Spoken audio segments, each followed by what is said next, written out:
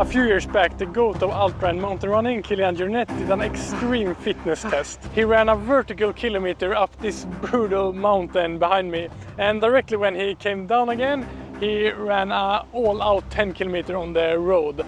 And the insane thing with this is that he did both of these things under 30 minutes. And ever since I saw him posting about this, I've been wanting to try it myself. So here I am at the Slogen in Norway, the exact same place that he did this insane fitness test. And I'm starting to regret this decision already. I guess it's just to start doing this thing.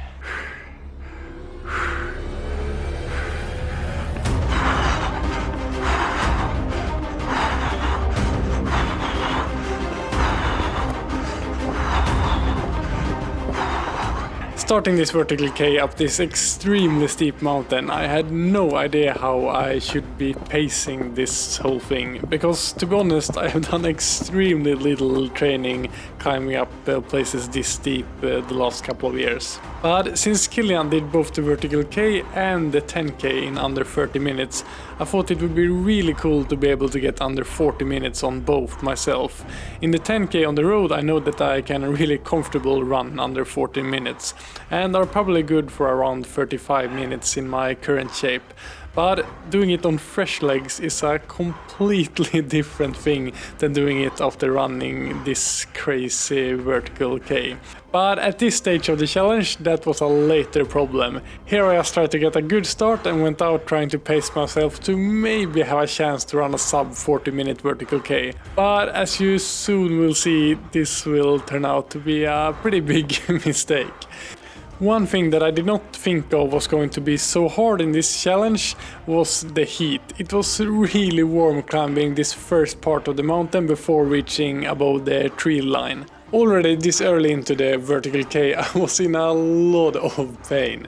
Although it looks like I'm barely moving, every step you take in these kind of inclines take a lot of muscle power. I was starting to get worried that I might have started a bit too optimistic, but I was still determined to do my best to keep up the pace and tick off the height meters.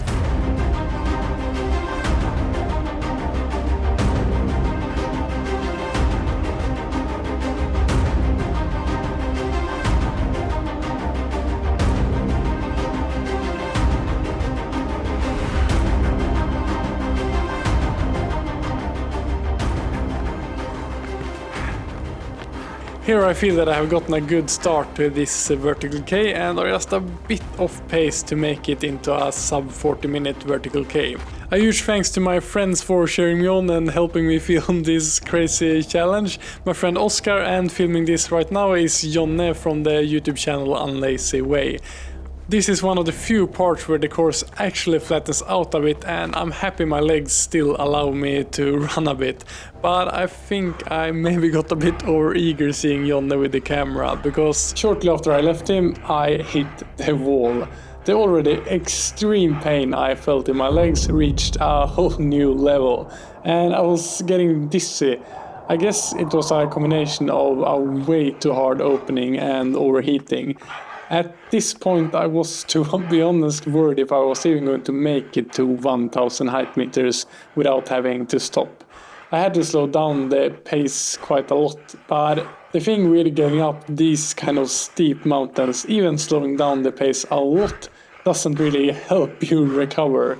Just moving up this hill took everything I got. Getting to the halfway point, I tried talking to the camera a bit. I'm halfway down, but my body is done.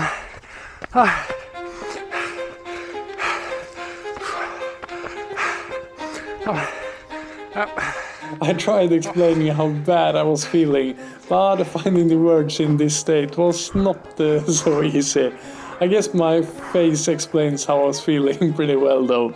The vertical K is truly a brutal distance, and doing this attempt really made me realize how much more extreme it is to be able to run a sub 30-minute vertical K than a sub 30-minute 10K. Although I'm hurting like hell, as you can see my heart rate is still not super high. My max heart rate is 183 beats per minute, and the reason that it is not that high is that it is so muscular demanding and I have to work on such a low frequency.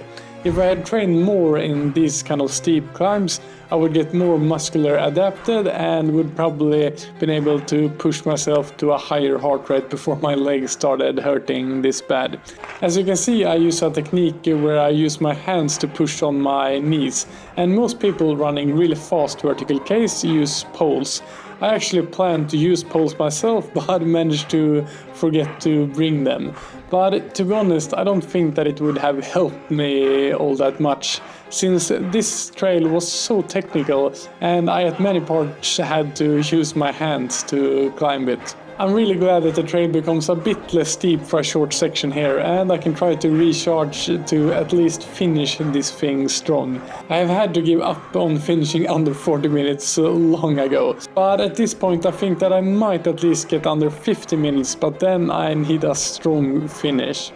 I pushed with everything I got this last bit, and I can't describe the pain I feel in my legs.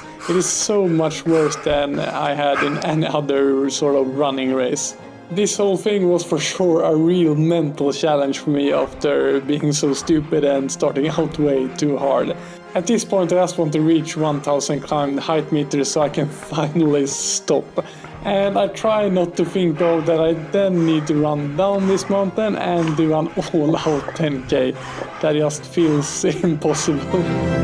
There I finally finished the vertical K in a time of 51 minutes and 16 seconds. Getting beaten by Kilian on this first part of the challenge by 21 minutes and 19 seconds.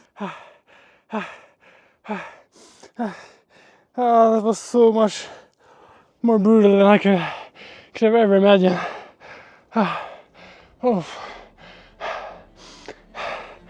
It's almost hard to believe that you can suffer so much when you're in paradise, in such a beautiful place. It's such a relief being done. But I guess it's cheating in this test to sit here and relax. I just gotta run down, and then somehow I'm going to run 10 kilometers on the road.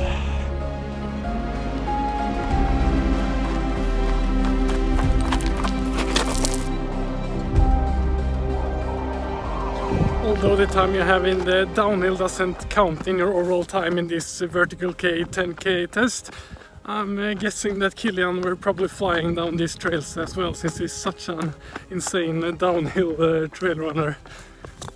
But I'm trying to keep a decent pace as well, because it would feel like cheating taking it too chill down.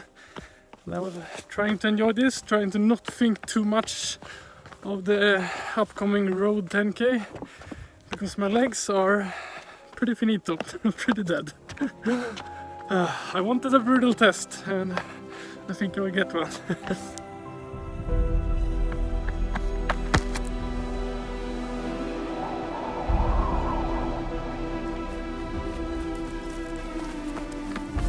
I'm almost back down again, and if that uphill didn't shatter my legs, this downhill did the trick. So to be honest, now I'm just curious if I can even keep moving on the road when I get down there. Trying to get down again, my legs at the end here, it feels like my legs are not working, and I have 10K to go on the road. Really curious how the legs feeling when I start with some road running. But I severely underestimated how tough this challenge was going to be. I mean, the whole premise of the video was that this is a brutal fitness test, but it's hard to understand when you haven't tried it. I wanted to cry halfway up the mountain. I can't continue doing this, but yeah, I at least finished the first part. Switching to more proper shoes for road running. This worked well. Kilian's own normal shoe worked perfect going up the mountain, but I would not want to use that on the hard surface. So I'm going with the Alpha Fly Freeze. But just like going uphill, it's impossible to know how I should pace this because I've never ran a 10k after doing something this brutal before. So have you been able to eat anything? I had like one small soft flask with sports drink that I brought to top, but that was way too little because it was so warm in the forest. But it's a balance because you don't want to carry lots of the water or sports drink up there. So drinking some sports drink now. Okay, I would like to sit here and relax way longer, but that would be cheating. So let's do this. Just scroll down to the pacer, choose 10 kilometers and a time of 39:59, which probably is a bit optimistic, but I want to give myself the chance to do a sub 40. The 10k starts off with a slight downhill, and running this 10k as an out and back, I have to run uphill a similar amount later in the course, so I try to bank some time on my goal to get a sub 40 minute in this first short downhill.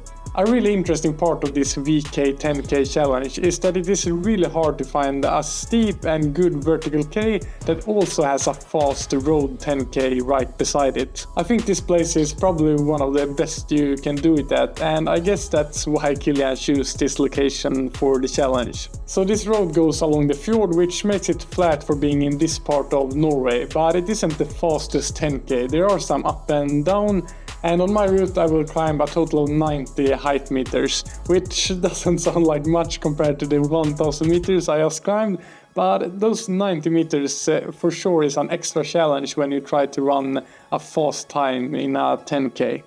I managed to start off pretty well, and are to be honest surprised that my legs even work when running at all after that VK. But although I managed to keep a decent pace this first part, I sort of realized already here that this is going to be really hard. My quadriceps muscles feels completely shattered, and every single step hurts already this early.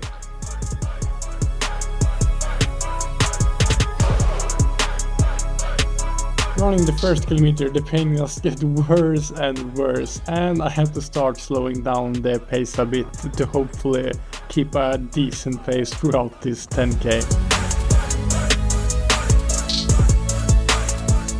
It's such a weird feeling running at a pace that usually for me is pretty comfortable and not that fast, and still being in so much pain.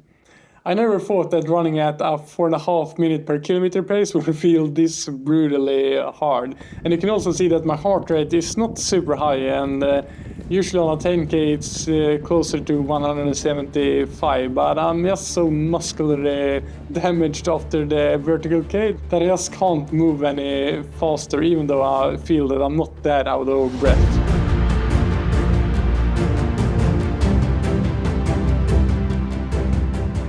At the halfway mark, I'm just behind my goal of a sub 40 minute, but at this point I just focus on staying on my legs, taking one step at a time.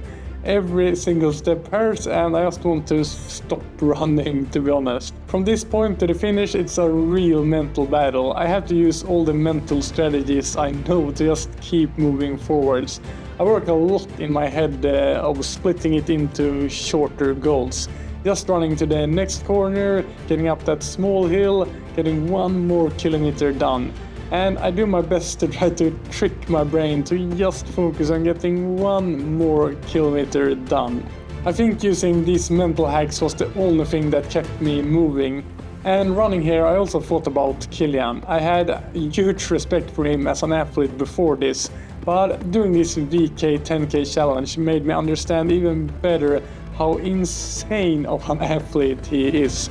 Running a sub 30 minute 10k on the road after doing such a crazy leg killing thing like an all out vertical K is just hard to understand how someone can do. Most people see me as a pretty good runner, but this challenge really put into perspective what level the best in the world are at. And at least according to me, I would say that Kilian is one of the greatest endurance athletes ever.